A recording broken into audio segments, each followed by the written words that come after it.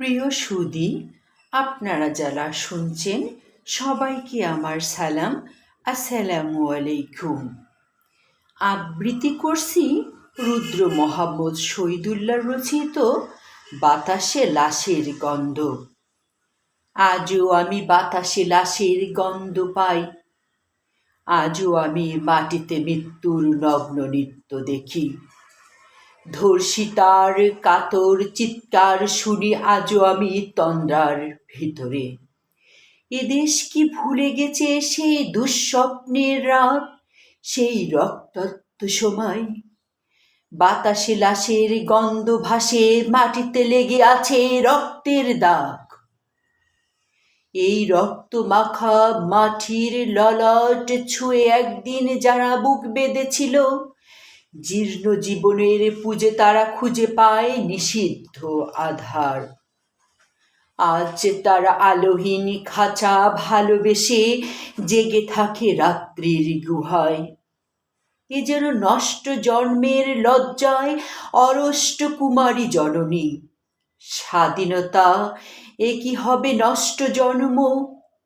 এ কি তবে পিতাহীন জননীর লজ্জার ফসল?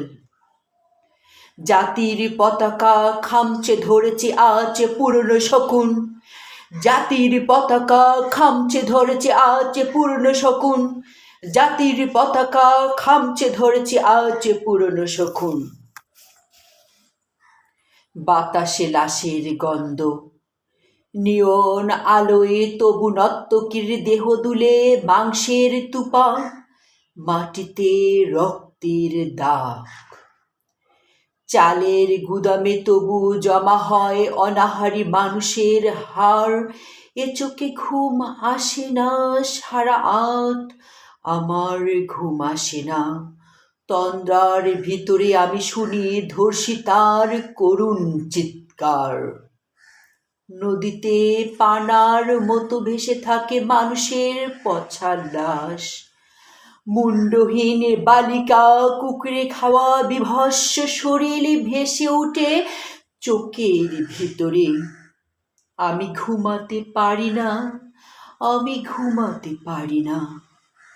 রক্তের কাফনে মোড়ানো কুকুরে খেয়েছে যারে, শগুনে খেয়েছে যারে, সে আমার ভাই, সে আমার মা, সে আমার প্রিয়তম পিঠা। স্বাধীনতা সে আমার স্বজন, হারিয়ে যাওয়ার একমাত্র স্বজন। স্বাধীনতা আমার প্রিয় মানুষের রক্তে কেনা অমূল্য ফসল। ধর্ষিতা বনের শাড়ি ওই আমার রক্তাক্ত জাতির পতাকা। আল্লাহ হাফেজ।